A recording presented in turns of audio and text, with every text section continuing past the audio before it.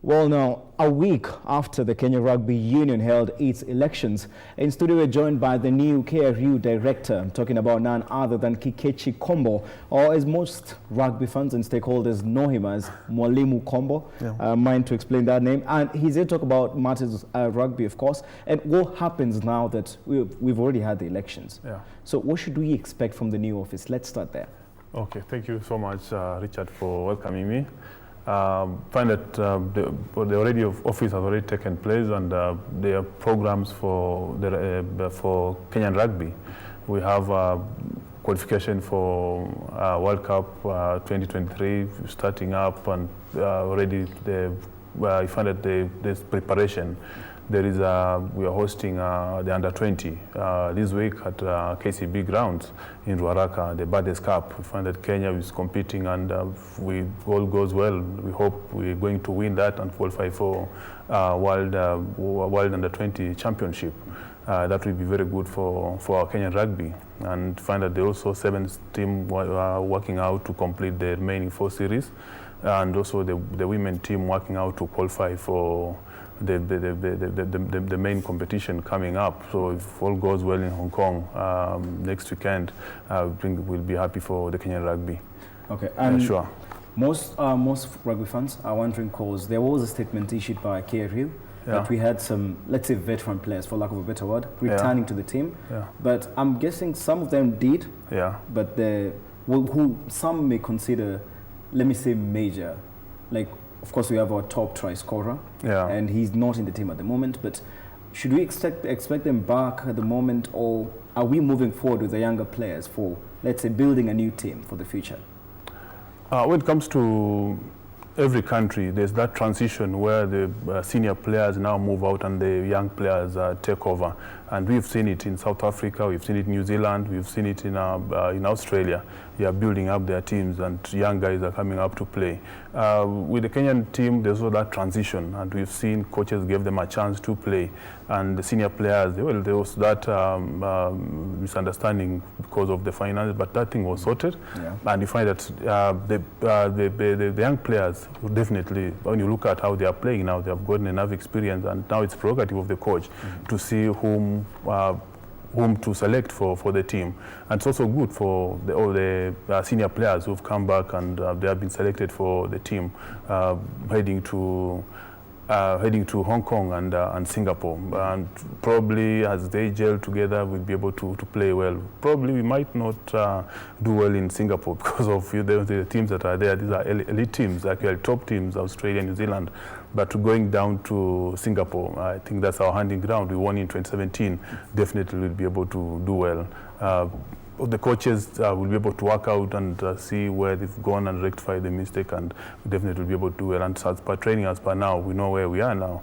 But hopefully they'll do well also in Hong Kong. Okay, from that answer, of course, the explanation. Yeah, sure. I'm going to assume that the current office has faith on the current technical bench of Shujaa Sevens at the moment. Definitely, that's the best coaches we have in the country. Paul Murunga won the 7 circuit last year, and having won the 7 is definitely the top coach in the country, and that's why he was given the job to take over the national team. Okay. And more so in 2017, you saw probably one chairman, Jeff Kangla, when he said that 2017 he was part of the team that won Singapore Sevens.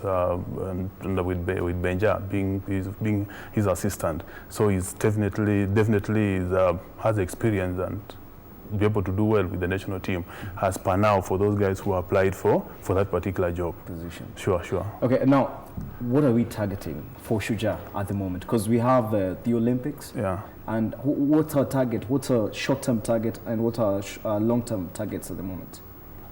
Yeah, once we maintain part of the World Rugby Series, I think that's the main target, so long as we don't get relegated. And I don't see us getting relegated, because Kenya, when you look at it, it's actually a 7-playing nation. So once we retain our status, definitely next year we'll be able to do well, because now we'll be able to improve on what we've done, and having another pool of players coming up, we'll be able to be at probably hit over 100 points like what we did last year, and also be among the top 10 or top 5, depending with how the coaches will be able to execute the team for next year. Sure. And in terms of, I want to get into talking about the development part of the game. Yeah. Of course, you being the director for developing the sport in the country. Yeah. Well, what can you say about the, let's say we had the Kenya Cup, of course we had the second last round today, we have the last round next weekend, then we head into the playoffs. Yeah. Have you seen any changes, or what are the changes that you've noticed in terms of quality, let's say from where we were 3 years ago, Kenya Cup, and the quality that we are at the moment, which has actually been massive? But according to you, in terms of development and all that, just give us a brief explanation on that. Yeah, when you look at the Kenya Cup, there's a huge improvement in terms of competition, because the teams that used to be at the top now, you find that they're also fighting for those particular positions, and there's a little change and reverse of that. So that's an indication that our game has grown and more competitive being played. See what Cabra is doing, and like what they were doing last year, now topping up the league and remaining in that particular position for quite some time now. They are still at the top. So that indicates that our game has grown, and we are also, in terms of our skills and probably the coaches also, we find that they have improved, and clubs are playing good rugby, and that's our main objective, to see that happen. Okay. Has that been brought about by, is it that we've understood the game better technically? Yeah. Or is it that most people, like recruitment is competitive, considering most young people are actually taking up rugby in comparison to other sports? Yeah, it's about development and the structures being put in place. When we have a huge transition of well-prepared and skilled players joining the clubs, definitely the competition will go up, and I think that's what we've seen, what the Kenya Rugby Union has put on structures. Gangla, likes of Tano, they have been this game, being the chairman of Impala, and Impala also winning the league when he was the chairman. Find that now he's taken down the structures and putting structures into the game. The game has picked up and it's taken a different direction. But when you have a very competitive, youth program, you find that these are the guys who are moving up the clubs and improving, and find that particular game, when they move on to the clubs, definitely we're seeing a different rugby being played in the recent past than before. Okay. Yeah. Okay. Now, before we start talking about, I wanted to raise other issues, of course, in relation to development of the sport. That's a main topic at the moment. Yeah. But what will the transition be like after the Kenya Cup heading into the Elgon Cup, which will be hosted in Kisumu, for most of the players, that is? Selection, in regards to selection of the players and all. Yeah, well, I think the coaches are doing their selection now as we move, especially the playoffs. They have been watching and they have been following up how the league has been progressing, and also how the players have been, that transition, how they have been playing. So we find that being a local coach, he understands the players better, and he's also been following, seeing how these players are playing. So going to selection definitely will be done, and the players will be given a chance. The main focus is also to look at the qualification of the World Cup coming up. So we find that if we start early enough to put these players into competitive rugby, they'll have gained a lot of experience by the time we'll be playing the World Cup qualifying matches. And I know it'll be competitive. Kenya, for the first time, it went for repechage. That's something that never happened in the history of this country, and the leadership of Gangland Omwela. And so when you look at that experience they have come with it from the repechage, I think it will be a nice game. And also them taking the game out of Nairobi, giving Kisumu to host, you find that also now give opportunity for the fans outside there, other than only converging in Nairobi. So they'll also be able to enjoy, and we'll have more rugby communities also coming up and coming to cheer their team, and also liking the game, and probably the parents also allowing their kids to go and play rugby. That's part of development, and we're retaining players, bring them together, and assist and enabling them to grow through the transition. That's something good. So when I look at being in Kisumu, definitely we'll be able to have the matches, the match being played by the national team, it'll be totally different, and we'll be able to do well in Kisumu. And of course, welcoming more fans to the sport. Yeah, sure. Now, you used to, or rather you do, serve in another capacity. You're involved with Comoros RFC, so maybe since you became the director, that is in KRU. Yeah. Maybe has that changed? Are you still involved with Comras RFC at the moment? Yeah, Kombo is my club, but you see now the position of the chairman, that one immediately I was elected as the director. Now I find that I resigned as the chairman of Comras.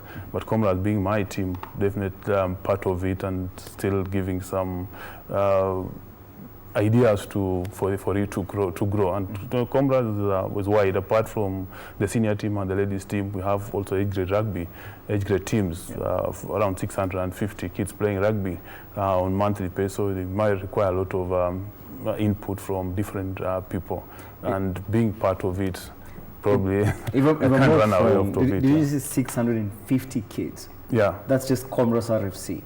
No, that's age grade. The age grade teams now under Comras. Under Comras. Yeah. So all those, yeah, those who do well, obviously they graduate to Comras or to other clubs too.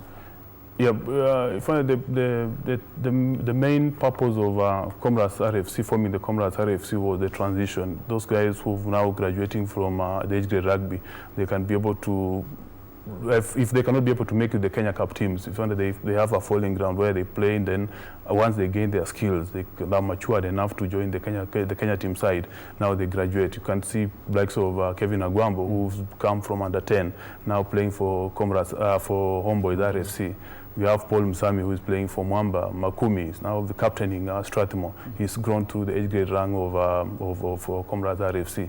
We also have Daniel Okito playing now for Nondis. These are the guys, and also the girls now in the national team, like Sheila, who've come from the Comrades RFC.